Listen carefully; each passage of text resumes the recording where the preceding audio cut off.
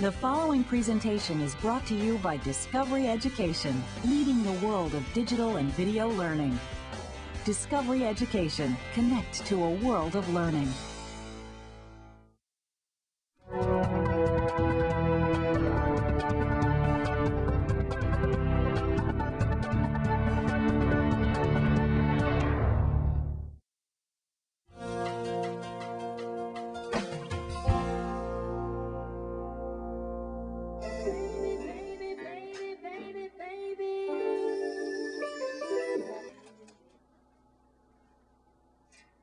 The day starts early for 17-year-old Brandon. His mom is already up, filling out her son's college scholarship forms while Brandon gets ready for another day at school. He's in a hurry. The bell rings in less than an hour. Sometimes it seems like there's never a chance to slow down. Especially now my senior year is really starting to stress me out because you're being pulled so many different directions. And you have to make a decision, and those decisions will affect you for the rest of your life. It is time for you all to go. There's a lot of pressure. There's a lot of pressure within this household. Not necessarily negative pressure, but I get a lot of pressure from my mom. She's talking about like my applications for college, scholarship forms. GPA's got to be 2.5, and this is for $5,000. And she always says, because I'm not paying for 4 years of college. So, oh yeah, there's a lot of pressure. And then there's a pressure where I don't want to be a failure, Homework, grades, money, college, football. How do you get everything done? I do feel overwhelmed about all this. Because to me, it's a lot of pressure. I'm only 17 now. My mom's made most of my decisions. But now it's time for me to step up to the plate and make my own decisions.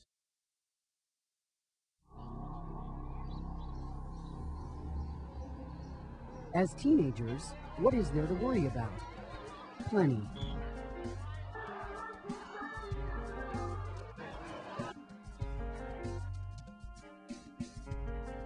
I have a lot of friends that are worried about terrorism and violence. Peer pressure, drugs, alcohol. I think there's more competition nowadays to go to the best college, to make the best SAT score, since everybody's trying to be the best. I've been running from practice to practice, and schoolwork and sleep and everything, so it's a lot of pressure out there. I expect myself to do well, and then my parents know I'm smart, so they expect me to do well too. Everybody expects something of you, and it's hard to live up to everybody else's standards. You want to be better than everybody else, or I know I do. I want to be on top of the pile. Sometimes I feel like I have so much stress on me, and at this age I should be enjoying myself, but sometimes I don't feel like I'm enjoying life as I should be.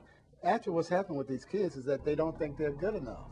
And somehow now they think, if I can just get it right, have all A's, all hundreds, I will be okay. Many teens push themselves too hard, and then there's pressure from parents and teachers. There's a lot of competition out there, and there's a lot of push from adults and parents for children to do more. It's fun to be involved at school, in sports, the play, or band, but it can get to be too much. Parents know that from experience, and they know that sometimes choices have to be made. You've got to do what you can and let the rest go. It's a tough lesson, though. It's a hard thing to learn. Kids don't often have the number of hours in a day to do what they need to do. So we can certainly help by looking at scheduling and cutting out things that aren't necessarily very essential. But when it comes to schoolwork, there isn't a lot that can be cut. There will always be homework, projects, and tests. Lizzie feels the stress physically whenever she takes a test. I stress. I have horrible stress. I will sit and contemplate over it. It will give me a headache. I get extremely sweaty. My hands will sweat. I won't even be able to hold my pencil. I have to sit and wipe my hands. And she's not alone. A lot of kids have serious anxiety before an exam. Sweats, vomiting, sleep disturbances. We see a lot of that. People get stressed out and then just totally bomb a test. A lot of the time I'll stay up really late and I'll do flashcards and whatever, and then when it comes to the test I just sort of forget. According to one study, a protein called PKC may be responsible for short-term memory loss. Unpredicted stress or unexpected events over which we have no control can activate levels of PKC and cause some of the forgetfulness and the scatteredness that we all feel when we're really stressed. I think it's kind of validating that it's not just, oh, we're crazy and scattered, but there's really a reason why we tend to lose it a bit when we are, or not be more forgetful when we're overstressed and overscheduled. Under pressure, people don't think as clearly or carefully, but there are ways to calm yourself down, clear your mind, and remember what you've learned. I would suggest the kid get up, go get a drink of water in the hall, or tell the teacher, I'm freaking out. I am completely drawing a blank. I've got to walk around. Can I pace outside the door? Physically remove yourself from the situation and take some slow, deep breaths. The more they stare at that test paper, the more helpless they're going to feel. We have more control, more power than we realize. And it begins long before the test. Good study habits, not getting behind in a subject, not cramming at the last minute. All of that helps. And then, get a good night's rest. Eat a balanced meal. Come to school dressed comfortably. Try to keep peace at home. Don't make a quarrel with your parents the night before a major test. one more thing. Don't lose your perspective.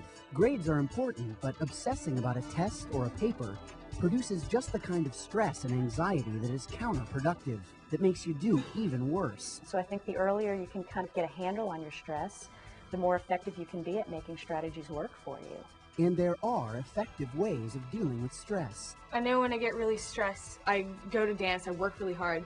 You have to forget about it for just, a couple hours or something. Get away, do something, get the stress out somehow, and then start over. Go home, and just be like, okay, I'm just gonna start from the beginning, like you fell a day behind on homework, or everything's just piling up, and you just gotta take it a piece at a time.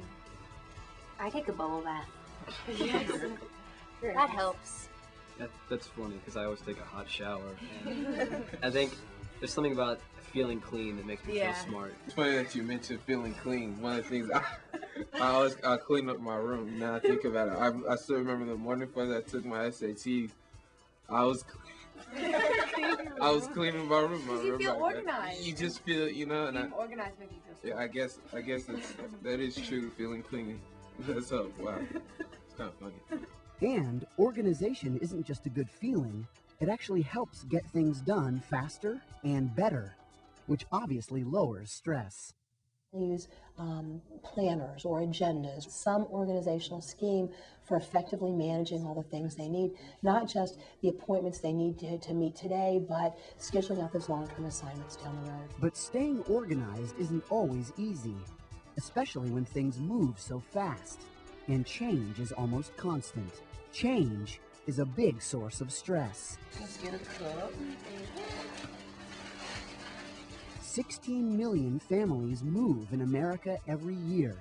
Mercedes and Anthony have both done it, and both know how stressful it can be. It's just way different, the whole atmosphere and the people.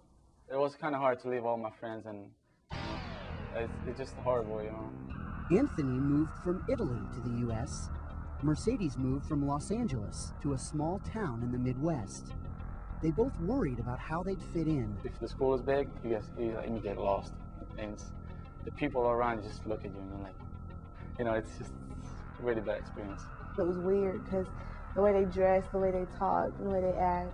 They feel really lost because they had so much of their lives connected to their social world at home. Every school has its own social structure, and it can be pretty intimidating being the new kid in school. So, for example, you're in the cafeteria, you're just sitting by yourself, you don't know anything, you don't know what to do, you just look around, people look around back at you. So that's pretty scary. A lot of people say I was snob or I was like that. So how do you overcome the stress of being the new kid in school? By making an effort and jumping right in. I think the most important thing is to just get involved in your community. The Spanish club, the French club, the German club, the Latin club. Sports is a wonderful way to feel a part of and to feel needed and included. Always trying to be friendly as much as you can. Let them understand you want to be their friend. And, don't be shy. Don't be shy at all. It didn't take long for Anthony to make new friends. But if it's hard, if you think you need a little help, most high schools around the country have guidance offices with guidance counselors that are trained to make these students feel included, to make the students almost forget that they've moved. those first few days might seem endless. But then you start making friends. That's what happened to Mercedes. She says that it was her mom who taught her how to get through those tough early days. She's a real strong person, and she can always bounce back from, hard situations. And she has been through a lot of hard stuff, so I think she's really strong, and I really admire her for that, because she, her perseverance and her strength. She's like the reason why I am the way I am. It may not happen immediately, but making friends is just a matter of a little effort and a little time. You can't just sit around waiting for the phone to ring for someone to say, hey, let's go out. You have to take the initiative. You have to say, let's go out sometime. Let's, go do something. Or I want to join the chorus. I want to be in the school play. You have to take the initiative. I met a lot of nice people. They got to know me, and we're all worked out. Making new friends, changing schools, studying for tests. All of these are stressful, but not compared to the stress that some teens endure. I am the only person with my type of cancer who relapsed after a bone marrow transplant and did not die within weeks. Rachel was diagnosed with a rare cancer when she was a sophomore in high school. Since then, she's been in treatment, and she's watched fellow patients, friends, die. Little Josh, he just passed away recently. So, every day for the last 6 years, she's had to wonder when she was going to die. I would see the struggles they had gone through and how they were similar to mine, and then that they hadn't made it, and wondering, when is my time to go, or am I going to make it? And I just got lots of thoughts rolling. So how does she deal with all of those thoughts? I think a really healthy and helpful way is to not try to push it down inside of you, but to try to, let it out and deal with it.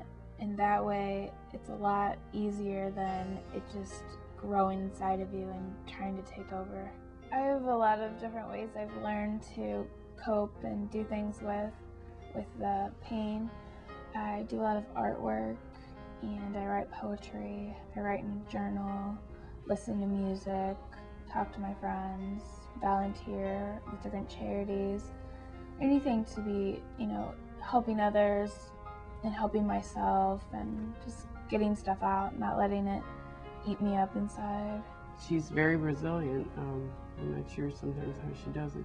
Rachel says her ability to deal with cancer and her fears about death have a lot to do with attitude. Probably just trying to keep positive over and over when you feel like you might keep getting defeated, whether it's some of the people you're fighting with passing away, or if it's, more treatments, or if the cancer is getting worse, or just trying to keep that positiveness going, even when you feel like you're losing a lot of resources.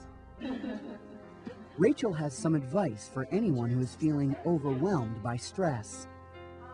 You need to figure out a way to get some of that hurt out of you, and try to talk to other people in the same situation and find out that you're really not alone, and that your feelings are normal no matter what you're thinking or doing. And remember, you just might surprise yourself with how much you can handle. I remember thinking, if I ever got sick again, I don't think I could handle it, but here I am, and I'm still positive, I'm still going strong. I don't really know where it comes from, but I'm happy that it does come.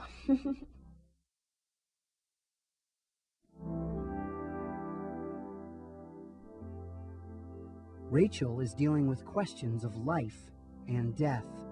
Her resilience helps her get through. Anthony and Mercedes had to move, fit in at a new school, and make new friends. Their positive attitudes help them overcome a stressful situation. And Brandon, he's still trying to keep up with a packed schedule and wondering how he'll get everything done. I go straight from school, which is work all day, to football. Football, I'm thinking about football. As soon as I get home, think about homework, scholarships, applications, friends. Then I'm thinking about football again because I have to look over my plays. When we've got so much on our plates, when we're focusing on so much, how can we possibly give everything the attention it deserves? Brandon isn't ready to slow down. So what does he do to deal with his stress? If I'm really that stressed out, he'll take it out on the football field. Or he'll spend time alone, listening to his favorite music, or talking to friends on the phone. But what all of these kids have in common, whether they're overscheduled, nervous about a test, or seriously ill, is that they all talk to someone about how they feel. Whatever their emotions are, they need to know it's okay. Anything is okay, let it come out. Because when it comes out, number one, there's a release and a sense of, feeling more peaceful and calm inside. I don't teach my children to suppress anything about life. And life is too wonderful, life is too vivacious not to be able to tell someone something that you're feeling. And certainly if it's causing a disturbance in your peace factor, then you need to say whatever it is. And Brandon is doing what he can to get himself organized and stay ahead of the game. I just don't want to put myself in that predicament where I make myself, an easy catch for failure. Failure's gonna have to come find me. I'm gonna be running.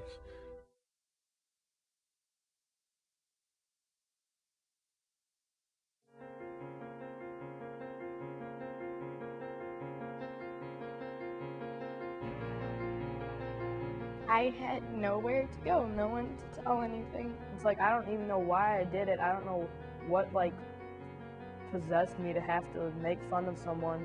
I didn't think anyone thought anything of me, but that I was fat and that I was stupid. Maybe I thought making fun of Sarah was cool, or that would make me have more friends or something. I just remember thinking that no one liked me, that I had no one. She was like, you guys are really hurting me, and maybe that was our goal. Ashley bullied Sarah relentlessly. Ashley and some of her friends made Sarah's life miserable for years. They saw what she was doing and they know that they didn't want that on them. So they just figured we'll do whatever Ashley wants. We just figured we'll be cool, whatever cool is. And cool was not talking to me. The bullying got so bad that Sarah didn't want to go to school. I wanted to stay home in my bed with the comforter pulled way over my head. And she'd be like, I cried myself to sleep at night because you guys, I can't believe you guys are doing this to me. And you're just really mean to her, I guess.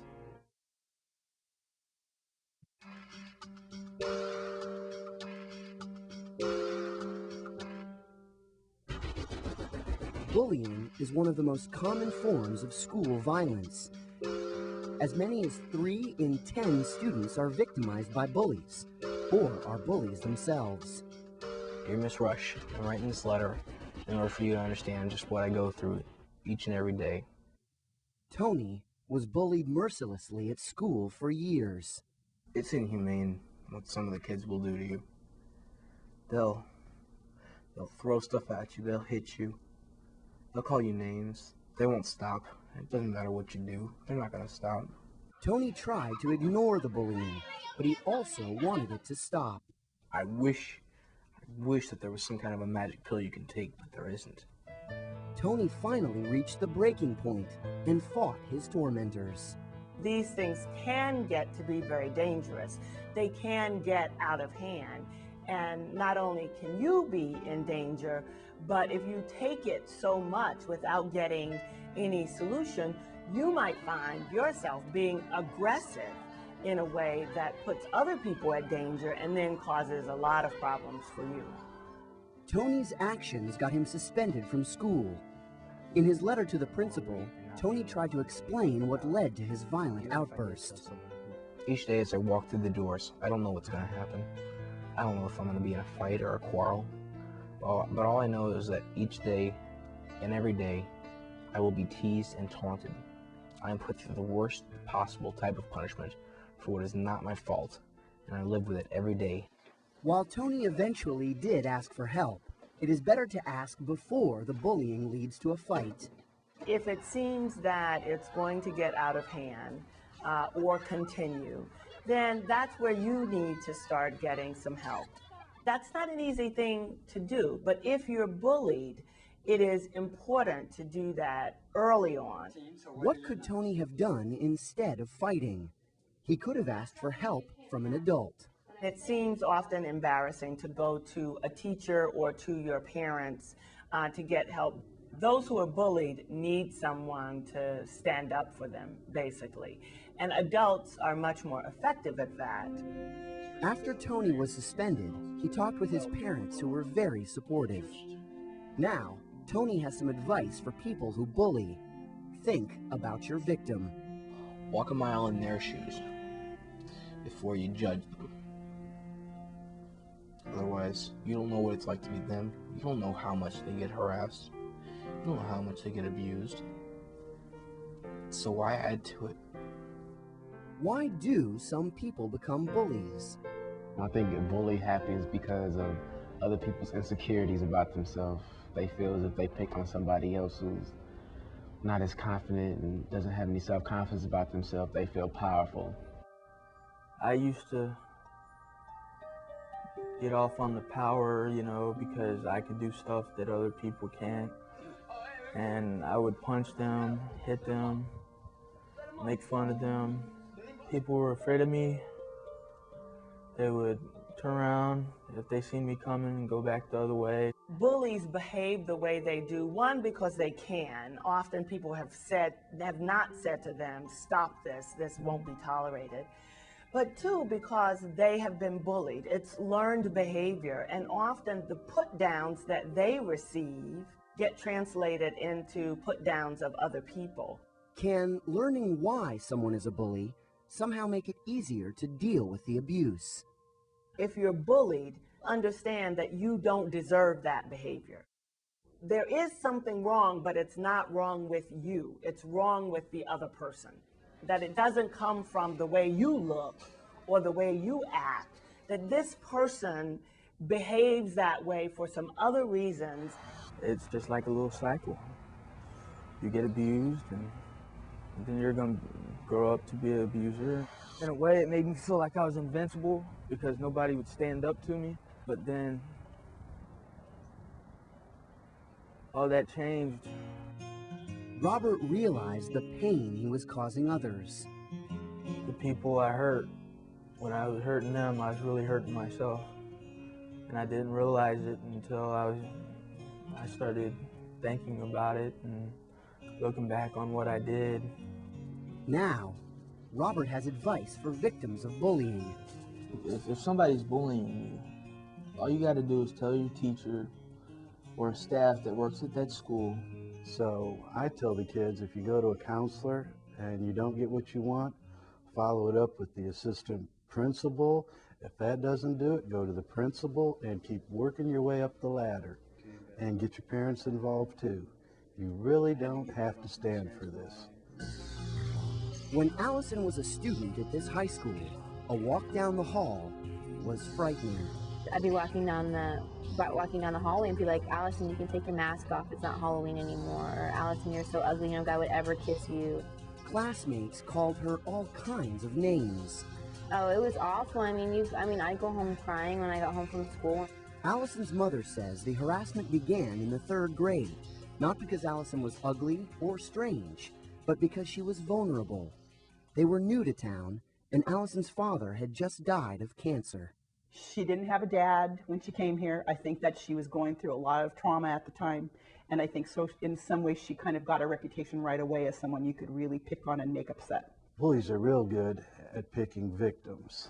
There's almost a radar, and they almost stalk her. When Allison moved into her new school, bullies made it impossible for her to make friends. A group of girls made fun of other teens for being Allison's friend. Even when new students transferred to Allison's school, they would quickly learn that if they did not want to be harassed, they should not be in Allison's company. And by a week later, they'd be like, Allison, sorry, stop following me. That's what they always would say. Allison, you have to stop following us. You're following us around. You gotta stop. Finally, in 10th grade, the harassment became sexual. There were wild rumors. Because of this, like I'm a slut. People were calling me hoe and slut and da da da.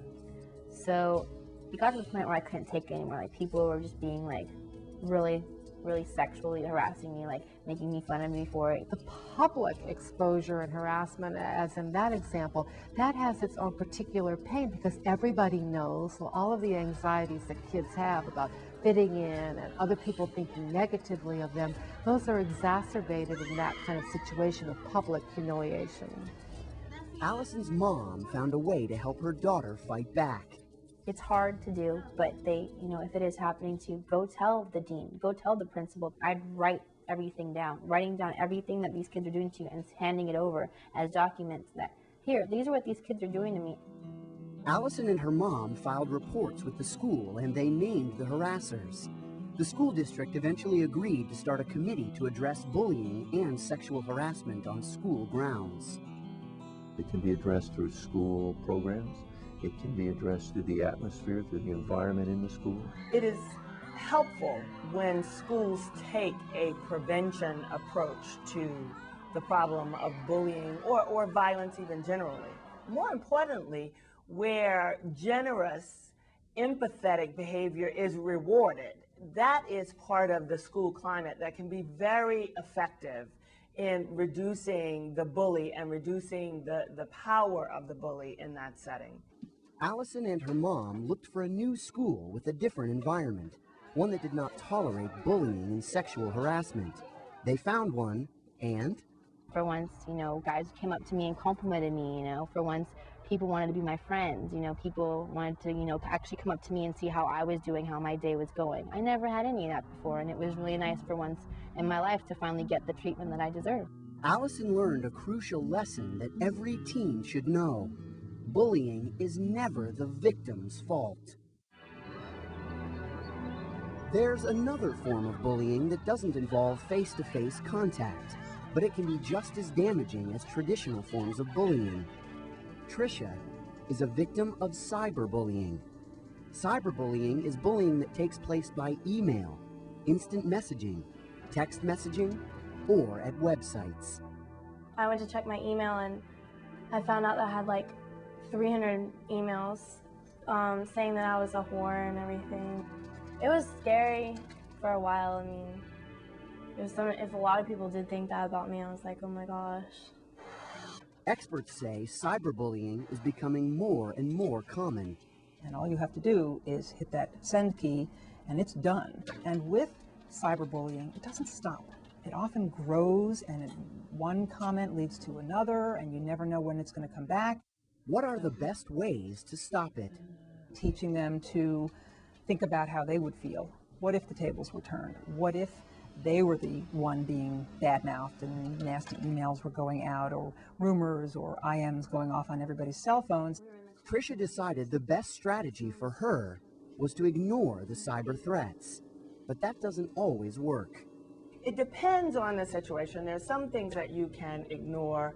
And if it does not stop, then you obviously are forced into a situation where you have to confront it. With cyberbullying, you have an advantage. You will have written examples of the bullying to show adults who can track down and confront the bullies. It's important for teens to understand that just because something is happening on the internet, it doesn't become less of a crime. It doesn't become less painful. It doesn't become less of an assault. In fact, it probably becomes more of a documentable assault and potentially a crime.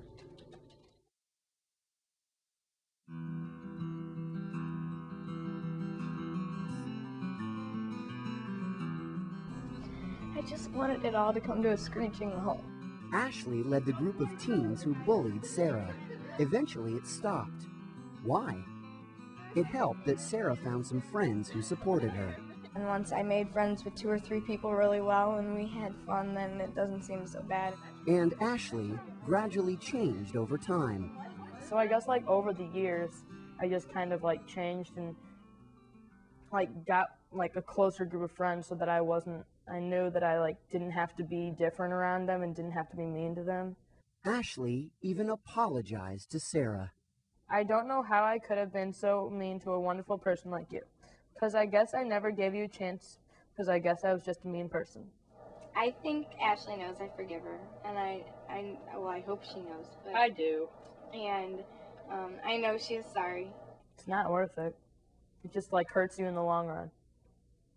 It's gonna be with the other person for a long time, but it's gonna hurt you the most to know that you were so mean to that person, and you had no reason to do it. What's the best way to prevent yourself from becoming a victim?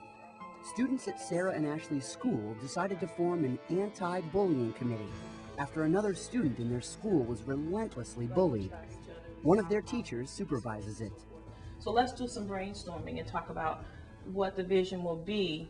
In your class and our class, there's different types of bullying, and so you'll be handling it with different types of ways. So I think, yeah, if there's hardly any tolerance, then maybe people will think twice before they do it. The committee passes out anti-bullying pamphlets, produces anti-bullying videos, and tries to teach other students what to do when they see someone being victimized. Bystanders, the best thing for them to do is just to draw attention away from that person. Just give them a break, just give them a breather, and then talk to them, or maybe suggest that they go talk to someone else that can really help the situation altogether. I think it is important to understand that as a concerned bystander, you are not expected to put yourself in danger or at risk. That standing up when there is a verbal assault on someone is important, but if it looks as if there's going to be a physical assault, then it's always important to get the adult. Sarah found some friends who banded together to help deflect attention away from the bullying. It worked. And I guess I'm lucky, because I guess it could have gone on. I bet it really could have. And I think that it has sort of in a way taught me to be a better friend and to be there for other people. And I think that in everyday life and in the school classrooms that I'm in now, I can always think back to that and be like, I know how I felt and I know how this person's gonna feel.